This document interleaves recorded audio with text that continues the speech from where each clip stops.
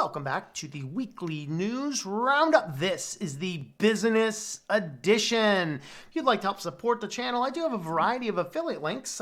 This one here I'm going to do is one of my books. Now, this is a Christian parody book. I like to make fun of some of the first world Christianity, some of the modern trends. And this entire discussion is not about this, but there's a reason I am promoting this book today, which I went ahead and put the link in the live chat comment thread. I'll make sure that it is in the description and on the screen for the edited version of this video. And I have several other books over there as well. And I'm also releasing a completely secular nonfiction book within a couple of months. So stay tuned for more information on that. But this one here, called The Art of Shallow Neighboring, I wanted to bring up because it kind of ties into one of the stories. And you might have seen this one. Disney CEO apologizes after an elementary school is fined for a Lion King showing. Now, I first saw this, I'm like, so what, whatever, Disney's evil, blah, blah, blah. Went over and, but I kept on seeing this show up over and over and over. I'm like, all right, let's pay attention. Like, oh, I have to talk about this because I made fun of this. The concept behind this in The Art of Shallow Neighboring. So what happened here, and this is, by the way, not Disney being some rude, crude, cash-grabbing organization either. And there's some really cool updates and things on this story. So basically what happens is look, first let's start here. In the United States, you cannot go to the store, buy a movie, and display it publicly. Okay, for profit or otherwise. And that's actually displayed at the beginning and at the end of every DVD and VHS cassette and all these types of things. Well, that's what this PTA did. So it was a PTA and they were doing a fundraising and you could come in and you could, buy a seat and maybe make an extra donation. And what they were doing is they were showing The Lion King. So the president of the PTA goes out to Best Buy, buys a copy of The Lion King and plays it. And of course, like you get a PTA, just like an HOA, there's a whole bunch of crazy lunatics that are all striving for power. And there's people that don't get the power and they got all, And so somebody got really mad and said, hey, this PTO company is showing your movie without a license. And so the licensing board came back and fined them $250 for displaying the movie without the proper license, which is about what it would have cost them if they contacted them and said, hey, we're doing a PTA. Of course, they could have said, hey, we're doing a PTA fundraiser. Could we use a one-time license? Would you donate that? They may or may not have said yes or no. So basically then the company comes back, learns about it, verifies it was true, and fined them $250 for showing the movie without a proper license. Disney CEO hears about this and actually says, hey, this is bad. I'm going to personally donate to your PTA. But there's also another cool update. I love watching the lawyer called Steve Lato. Lato's Law, excellent YouTuber. And he actually covered the story. And he said, hey, if you guys reach out to me, I will pay the $250 fine.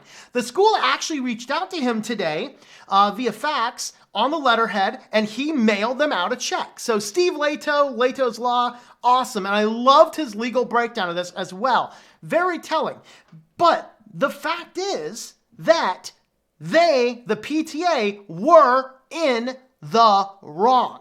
Now, why I really want to talk about this, I was deciding, do I want to put this in the silly section or do I want to put this in the business section here?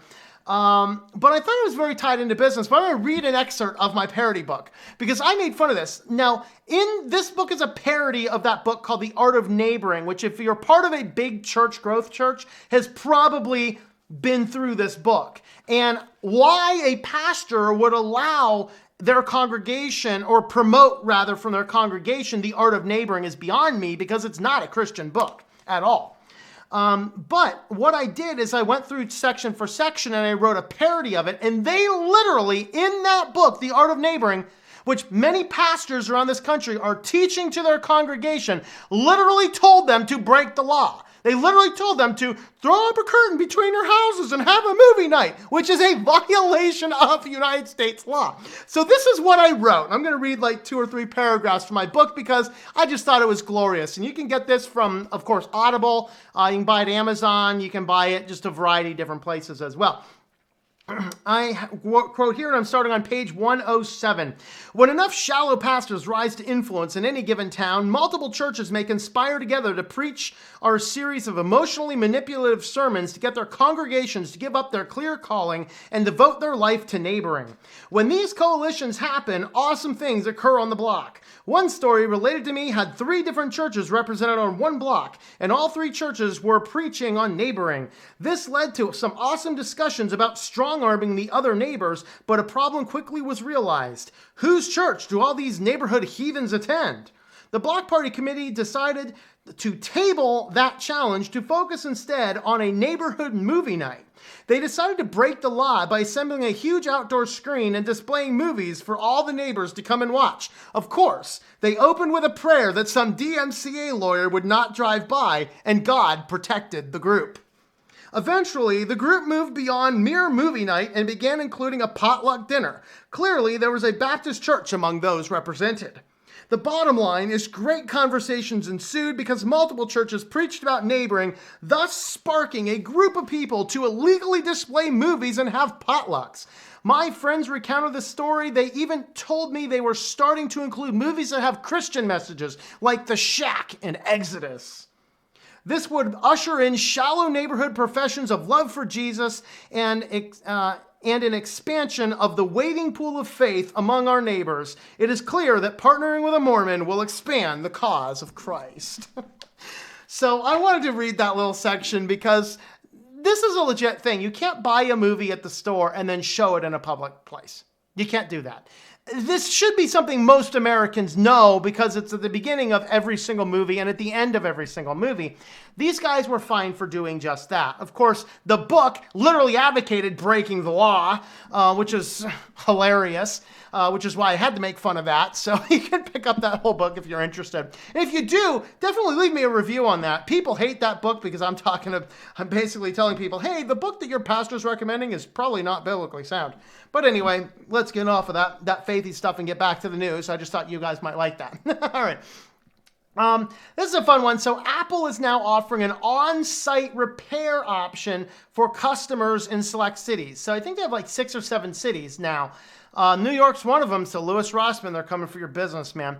But anyway, you can now go on and schedule a time for an Apple certified tech to come and replace a screen. They can't come and replace a battery for you, but they can come and replace a screen. So you'll still have to mail your phone to Apple and probably get a different phone back after they wipe the whole thing off. But I don't know. Anyway, no word on what the cost is. There obviously is an on-site visit fee, as it says here, but I've not been able to find the cost for doing that. So whatever it is, knowing Apple, it's probably like $700.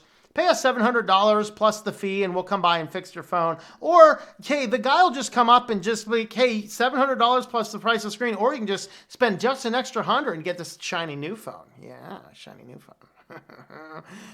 Buy the shiny new phone. You will buy the shiny new phone. You will buy the shiny new phone. All right, enough of that nonsense.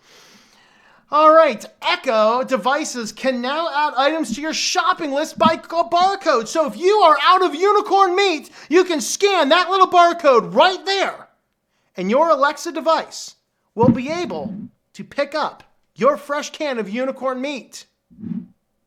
Hey, Alexa, order unicorn meat, confirm. So anyway, the idea is that you keep your Alexa product by your trash can. So anytime you throw something away, you just go ahead and scan the thing in, then it creates a shopping list. Now, I think some of these shopping lists can be used and, accessed from your phone when you're just out at the regular grocery store, or of course you have the option to just single buy it from the store. That's coming. So Amazon is now working on the ability to go ahead and scan in your items and your barcodes. So I don't know. What do you guys think? Is that useful or a not useful thing? Let me know in the comments. All right, now, if you remember back to that Linux Mint versus Windows 10 video, and I was complaining about the inability to install, uninstall several things that are bloated into Microsoft, hey, they're listening. Some things can now be uninstalled, like Notepad, Paint, and WordPad. No word yet on all the other useless nonsense that I don't want to have on my system anyway.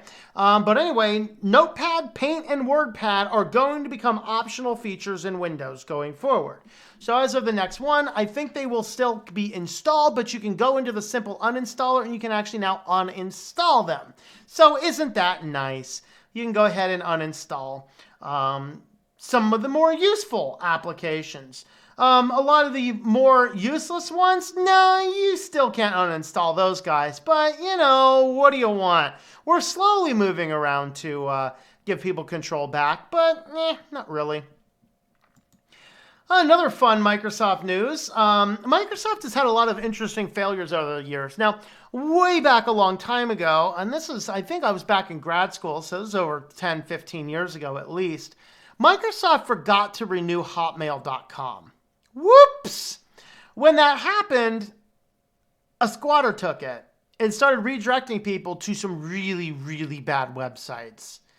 Mommy, I went to check my email and look what's there. Ah! Okay. So they messed up with that. They messed up hotmail.co.uk. This week, though, they had another fun snafu. So the entire Teams thing, they've been pushing this Teams. They've got to renew their SSL. And so their entire Teams platform went down. You guys are trusting, like, an SSL could go down, could very well cause your system to not be able to search for a local file, people. I mean, come on. Come on.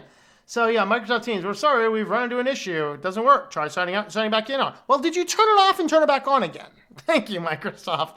It's good to know that you're still pushing the same advice for the Windows 3.1 days. All right. So the problem is that they did not update an SSL, which, by the way, you can renew an SSL a long time in advance. It's not like this has got to be something that's like, okay, it's in the last hour, guys. We got everything going. We got all set. All right, we're all set. I'm ready to push enter. I'm ready to push enter. No, you can actually update your SSL several months in advance if you need to, so that this should never go down. But no, the SSLs for their critical infrastructure applications are going down.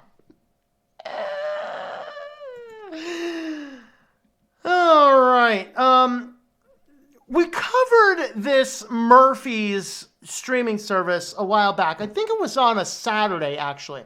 So this is a service where you would mail in your discs. They would burn them all and put it on a cloud streaming service, and then you could listen to the music anywhere you were. And then all of a sudden, with like no warning, some people just paid their bill. All of a sudden, the company went defunct and vanished.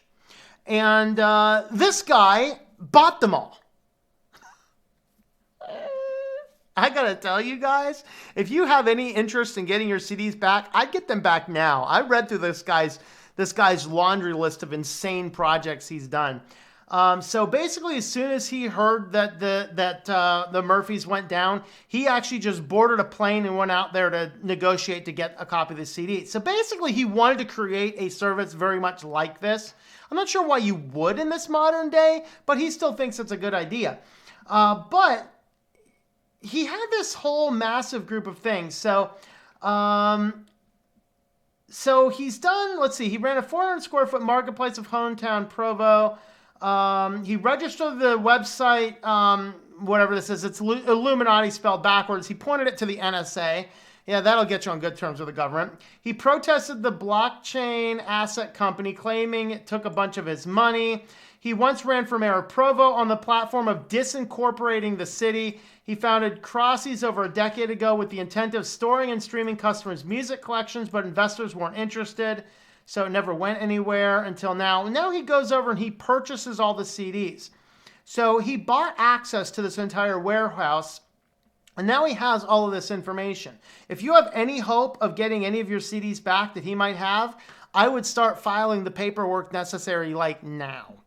Because with this guy's track record, I have a sneaky suspicion there are a lot of strings attached to what's going on over here, and I would not trust this guy with anything that belongs to me. Very interesting, though. Neat little follow-up to that article that we had before. All right, on to our feature article in our business news today. Google is now trialing a monthly subscription to get your best photos auto-printed and snail-mailed to you. somebody at Google did. I think I have an explanation for this, people. Google invented a time machine. Why else would you want photos printed out and mailed to you in snail mail? Google has invented a time machine. I want in that time machine. I want to rip that bad boy up to 88 miles per hour and go back in time. Or maybe forward in time. Ooh, I don't know. Maybe I'll go forward in time and see what Skynet really looks like. Which company actually created Skynet? Google can tell us. They have a time machine. So what the idea here is that you're paying them $7.99 a month. And what you're going to get is they are going to send you for $7.99 a month. They're going to send you 10 4x6 pictures automatically selected from all the photos you've uploaded to Google within the last 30 days. There's so many levels of wrong here. First level is wrong is I think I can go to Walmart or CVS maybe, a few other different stores, and I think a print actually only costs me about maybe 50 cents, maybe less. It might even be like a quarter for a 4x6 that I can get printed in like 5 minutes. And I can actually select the photos that I want. And second, I don't want to constantly be having to snap photos and just upload. Like, you take a whole bunch of photos. Of course, in this digital camera age, half of what we take is garbage anyway. You're going to get some smeary garbage photos mailed to you. So Google's going to select 10 photos that you had, print out 4x6 pictures, and mail them to you. So now, Google's going to have a payment system. They're going to have your actual mailing address. Hopefully they don't have that for you. Well, of course they might. They have mine because I had to file 1099 paperwork for them for tax purposes, of course. So, you need to have photos automatically uploaded to Google, and then you need to trust them that of whatever photos you upload, it's going to pick 10 of them that you might actually want. Do people actually keep regular photos laying around anymore? I don't know. I'm telling you guys, this is a time machine. This is the first release of Google's time machine. This is a service that made sense a decade ago. Maybe 15 years ago. Remember when HP owned that one? What was that one service they had? I used it once. Something fish? I forget.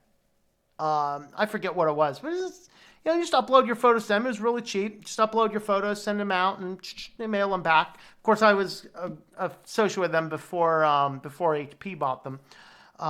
So I forget the name of that company now. But it's like,